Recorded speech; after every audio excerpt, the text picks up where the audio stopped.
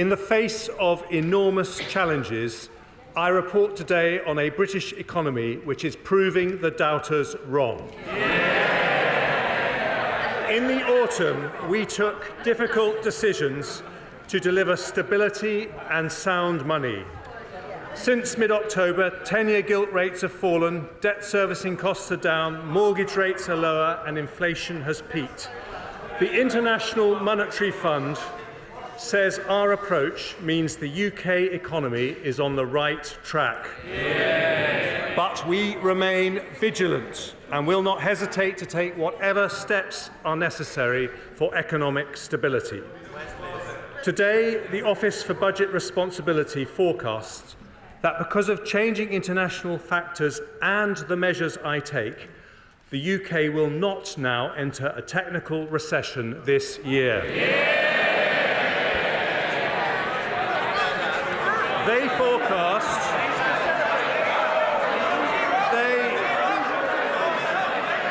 They forecast we will meet the Prime Minister's priorities to halve inflation, reduce debt and get the economy growing. We are following the plan and the plan is working. Inflation destroys the value of hard-earned pay, deters investment and foments industrial strife. This government remains steadfast in its support for the Independent Monetary Policy Committee at the Bank of England as it takes action to return inflation to the 2% target. Despite continuing global instability, the OBR report today that inflation in the UK will fall from 10.7% in the final quarter of last year to 2.9% by the end of 2023. That is more than halving inflation. High inflation, Madam Deputy Speaker, is the root cause of the strikes we've seen in recent months. We will continue to work hard to settle those disputes, but only in a way that does not fuel inflation. Let's turn to what the OBR say about our growth prospects. In November, they expected that the UK economy would enter recession in 2022 and contract by 1.4% in 23. That left many families feeling concerned about the future. But today, the OBR forecast we will not enter a recession at all this year, with a contraction of just 0.2%. And after this year, the UK economy will grow in every single year of the forecast period by 1.8% in 24, 2.5%, 2.1% and 1.9% in 27. They also expect the unemployment rate to rise by less than 1 percentage point to 4.4%, with 170,000 fewer people out of work compared to their autumn forecast. This government was elected on a mandate to level up. We have already allocated nearly £4 billion in over 200 projects across the country through the first two rounds of the Levelling Up Fund. A third round will follow. Since we started focusing on levelling up, 70% of the growth in salaried jobs has come from outside London and the South East. Yeah. We are world leaders in renewable energy, so today I want to develop another plank of our green economy, carbon capture, usage and storage. Yeah. I'm allocating up to £20 billion of support for the early development of CCUS, starting with projects from our East Coast to Merseyside to North Wales, paving the way for CCUS everywhere across the UK as we approach 2050.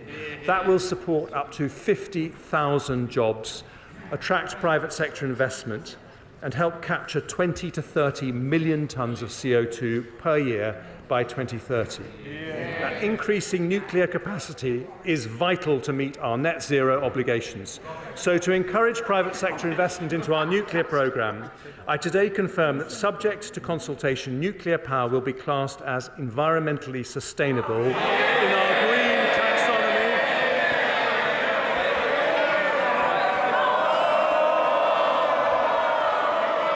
I want to reform our childcare system. We have one of the most expensive systems in the world. Almost half of non-working mothers say they would prefer to work if they could arrange suitable childcare. For many women, a career break becomes a career end. I don't want any parent with a child under 5 to be prevented from working if they want to, because it's damaging to our economy and unfair mainly to women. So today I announce that in eligible households where all adults are working at least 16 hours, we will introduce 30 hours of free childcare, not just for 3- and 4-year-olds, but for every single child over the age of 9 months.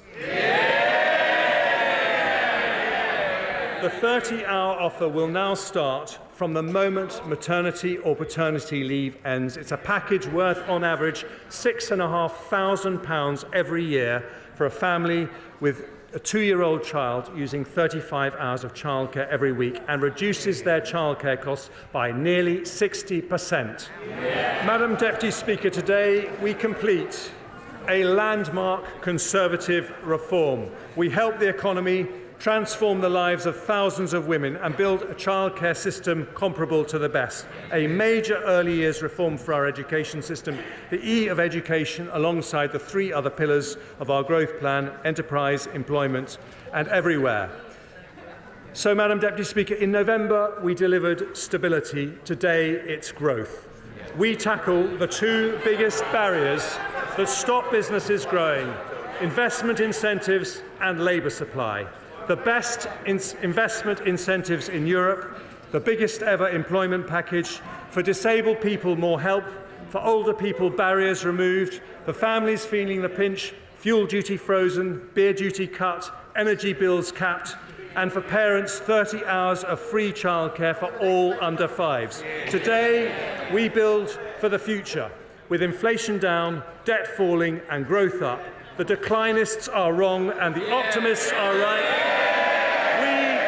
We stick to the plan because the plan is working, and I commend this statement to the House. I call the Leader of the Opposition. Thank you, Madam Deputy Speaker. And can I say it's good to see you back in the chair? Looking radiant. So, for all the hype, a budget for growth that downgrades the growth forecast. His opening boast was that things aren't quite as bad now as they were in October last year after the kamikaze budget. And the more that he pretends everything is fine, the more he shows just how out of touch they are. After 13 years of his government, our economy needed major surgery. But like millions across our country, this budget leaves us stuck in the waiting room with only a sticking plaster to hand. A country set on a path of managed decline, falling behind our competitors, the sick man of Europe once again. This was a day for ambition, for bringing us together with purpose and intent, for unlocking the pride that is in every community, matching their belief in the possibilities of the future. But, Madam Deputy Speaker, after today, we know the Tory cupboard is as bare as the salad aisle in our supermarket. The lettuces may be out, but the turnips are in. A hopelessly divided party caught between a rock of decline and a hard place of their own economic recklessness, dressing up stagnation as stability as their expiry date looms ever closer. And the figures published today spell it out. A year of stagnation, growth non-existent. According to the IMF, the worst performing country in the G7 this year. A prediction today confirmed by the OBR, and growth downgraded in years to come. This is a failure you can measure not just in the figures, but in the empty pockets of working people right across the country. 13 years without wage growth. 13 years no better off. 13 years stuck in a doom loop of lower growth, higher taxes and broken public services. Madam Speaker, our OBR makes clear today things don't look any better in the long run. No. A broken labour market holding back our prospects. 7 million on the NHS waiting lists. Ill health and disability on the rise. And the consequences, as we've just heard, deferred to the future. The classic short-term sticking plaster cycle. Decisions cynically ducked today, pain for working people tomorrow. And of course, on this side of the House, we stand with Ukraine and we stand with the government's response to Putin's brutality. We'll look carefully at the details of the military spending announced and we will support them. But what we cannot accept is the use of the war as a blanket excuse for failure. Our economy has weak foundation. Global crisis hit Britain more than other countries. Wages in this country are lower now in real terms than they were 13 years ago. The average French family is a tenth richer. The average German family a fifth richer. Countries which face the same pandemic, countries which face the same war. And the war didn't ban onshore wind. The war didn't scrap our home insulation scheme. The war didn't run down our gas storage facilities. They did. Decisions which hurt working people battling the cost of living crisis right now. It's been the same story for the whole 13 years. Always the sticking plaster, never the cure, and today's budget does nothing to change that. That's what makes the Chancellor's boast about lower inflation so ridiculous. The idea that it's a tax cut. British people can see through that. They see their tax burden at its highest level for 70 years. And they know it's not the government that's lowering inflation, it's working people, earning less, enjoying less. It's their sacrifice that is helping to bring inflation down. And they deserve better than another cheap trick from the government of gimmicks, making them pay whilst trying to claim the credit. And even with the price guarantee, the average energy bill has doubled in 18 months. Because of their recklessness, the average mortgage payment is up £2,000 a year. A massive hit to living standards, however they cook the books. And yet, still, no real ambition on industrial strategy. No real ambition on the clean energy that will give us cheaper bills. No real ambition on house building. The same old Tory choices. Sticking plaster politics, no growth for the many, working people pay.